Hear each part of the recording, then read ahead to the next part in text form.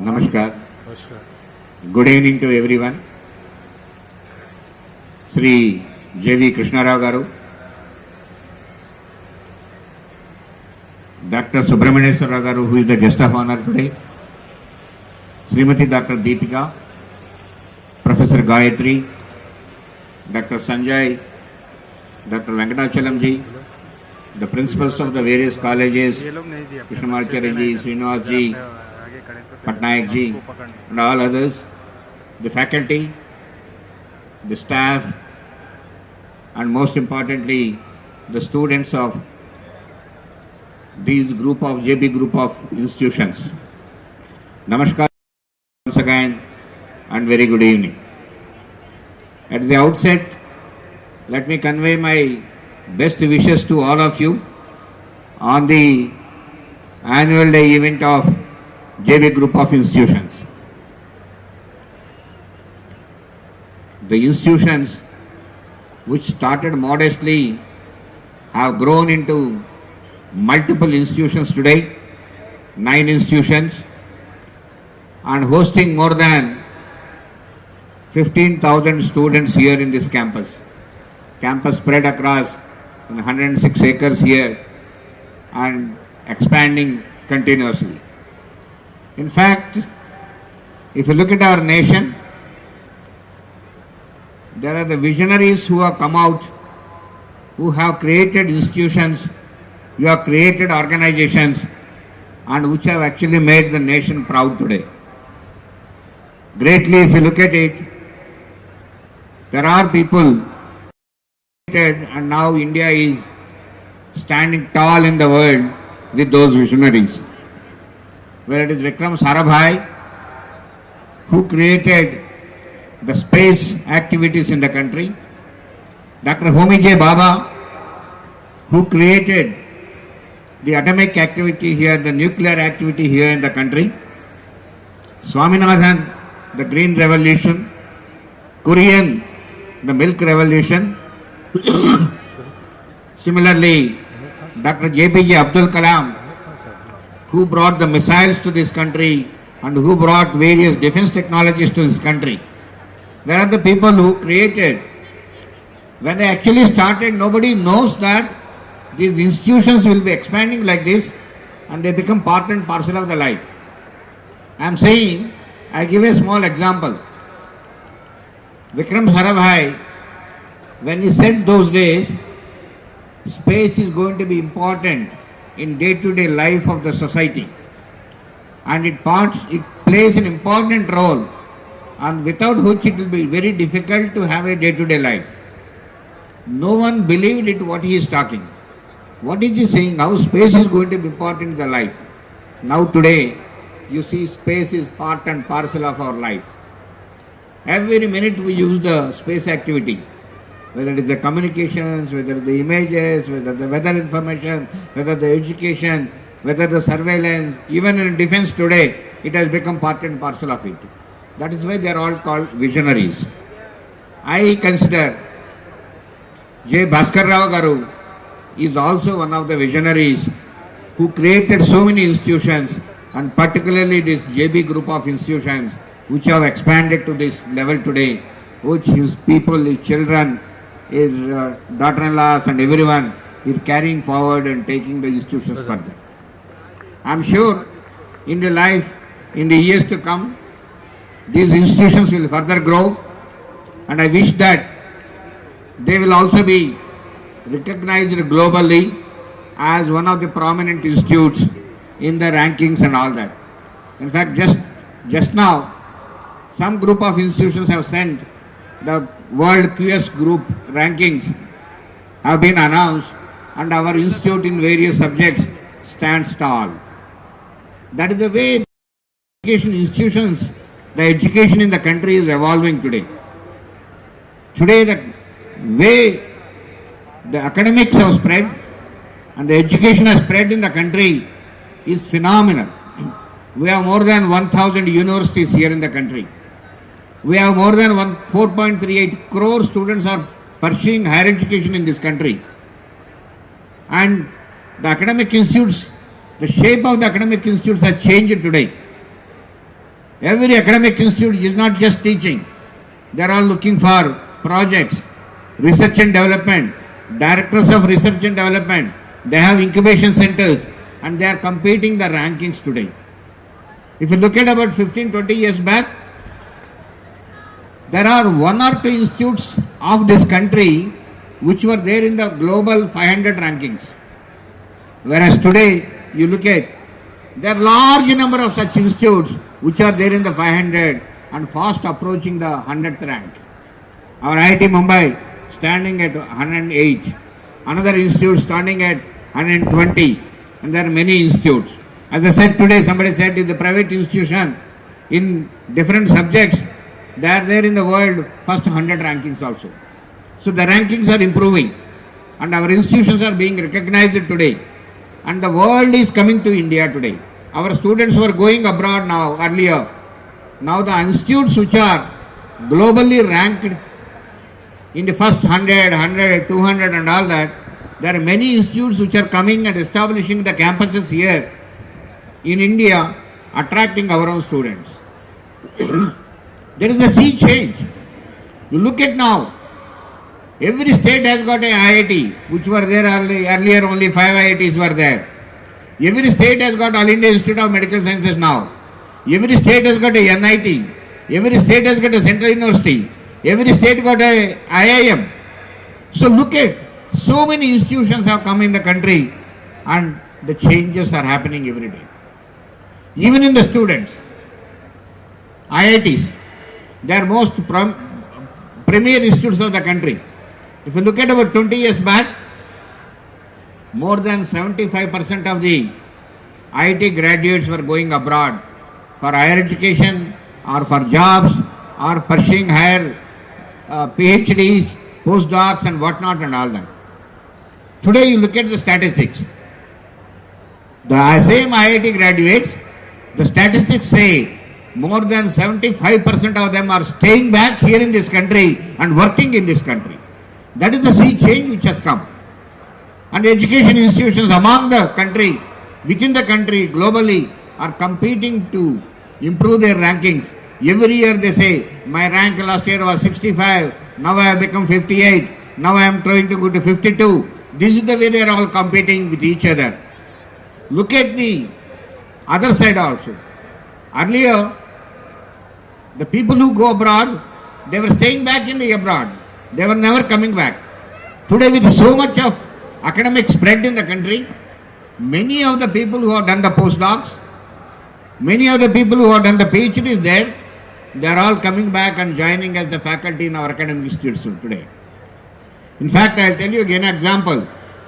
When I went about 13 years back, 14 years back to IIT Hyderabad, almost all the faculty are very young people at the age of 28, 29, 27 who have done their postdocs abroad, and most of them are the postdocs abroad. They are all the faculty in IIT. In fact, the average age of the faculty of the IIT that time was about 29 or 30. In fact, majority of them were unmarried. Such is the way the people started coming back to this country and trying to work in this country. That is how the education is changing, and our people are performing so well. Our academic institutes are performing so well. It is not far off. Both public and private institutions in the country will be standing tall, will be standing in the first 100 rankings of the global rankings.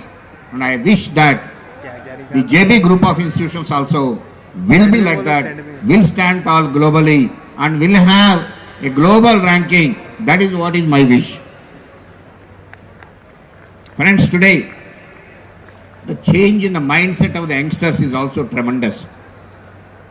If you look at 15-20 years back, anybody wants to have an industry, start an industry, was a very risky thing, was a very daring step. He needs a lot of money, he needs a lot of funding, he needs courage, he doesn't know what to do. He used to go to organizations like BHAL, HAL, BEL and sort of a ECL and all that, or HMT, and ask them what you want an item, I'll establish an industry, I'll supply you as an ancillary unit. They all were there spreading across them. They were called ancillary units. That was the thing. You need to have bank funding, you need to have land, you need to create infrastructure, which was becoming a very, very difficult task. Whereas today, many of the academic institutes, including the JP group of institutions, you have incubation centers where the ideas can be incubated, where the ideas can be converted into a startup. These are all have come in most of the academic institutes in the country. They are all encouraging the youngsters to come out with their own startups. And youngsters of this country are coming out with such innovations. The world is recognizing this. The world is coming. And the world is funding into the deep tech startups of this country. And youngsters are doing so well that our products, our technologies, our ideas are being sold all over the world. You look at the change. If you look at in 2016, there were just 458 startups in this country. And today, the number of startups, which are mostly by the youngsters, are standing as 2 lakh startups in this country. 2 lakh startups, and most of them are youngsters. They are coming out with great innovations every day, and their valuations are very high. The youngsters of the age of 25, 26, 27, when they come out with these startups, when they come out with their innovations are recognized by the globally, and the valuations of the company are very high. I'll give you a small example. One of my DRDO's employee's son, a small employee, is called a technical officer. His son, by name Anirudh, he started a company called Digantara, a startup. It's a space-based space surveillance. Space-based space surveillance. See that the first order to that company came from American Air Force. The first order came from American Air Force. And that boy went and met Mukesh Ambani. He gave 15 minutes time. When he is listening to this boy, he spent 1.5 hours. End of 1.5 hours, he said that I am investing in your company 300 crores. This is the way our youngsters are doing. I used to guide a boy by name Rohan Ganapati. He was pursuing his BTech in Coimbatore. He said, give me a project, sir, I will do a drone. That was in the year 2013. In the BTech second year student, I gave a project of 5 lakh rupees. And he developed a drone within about 4 months, which can go to 60 kilometers in that time, 2013. And that boy worked on the propulsion technology. He worked on a water-based propellant for interplanetary motion. And he came to me. I talked to ISRO chairman Kiran Kumar, and he gave a 2 crore rupees project worth for the young boys. And successfully proven that. Successfully proven. Now they have come out with a green propulsion, electric propulsion, plasma-based propulsion, which the world is recognizing. World's first technology of the space technology, and the company valuation is somewhere around 800 crores or so. And they just got married a few months back. This is the type of innovations which are coming up. And people are thinking, I should come out with an innovation which the world has not seen. My innovation should be first of its kind innovation in the world. That is what it is. So the spirit has changed from an ancillary mindset of our days to a globally competitive mindset in the world. Looking at this only, our Honorable Prime Minister Narendra Modi ji has given a call for make for the world, not for make in India, not for just self-reliant India, but make for the world. We should export these things in such a way that the entire world should have Indian products. Our Indian youngsters, particularly the products of them, their innovation, should be seen in the entire world. This is the dream. Look at the change. The things are changing. We in defense domain, we have been the largest importers of defense equipment. We were buying everything. Whereas now they see the change. We are making everything in the country now.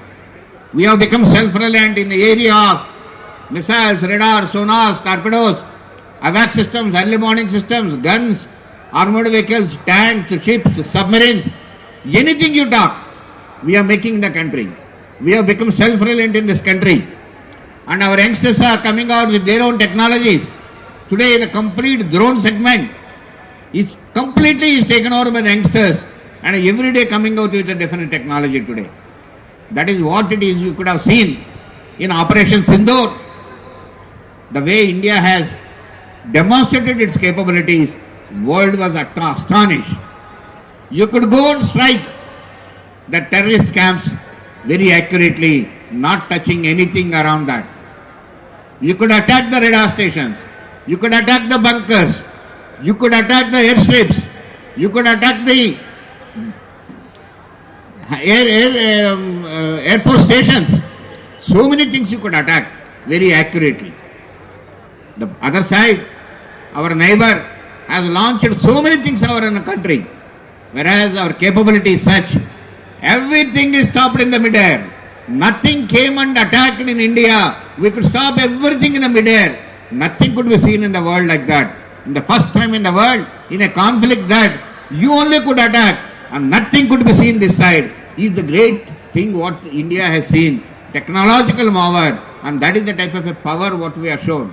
Earlier we were thinking only Israel has got, America has got this technology, air defense technology and all that.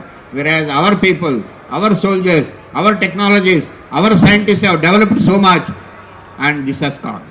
And in that Operation Sindoor again, the youngsters have contributed in a big way with their own contributions of AI, drones, drone-based technologies, many other innovations of electronic warfare and all that have contributed in a big way.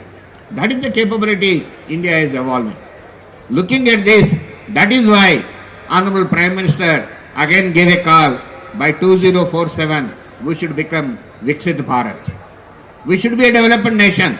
We should come back to the state what we were there before the year 1750. As India as a leading country in the world, we should become the same leaders. I don't have any doubts today that we will be able to achieve that. We will become a leaders, and that is very important.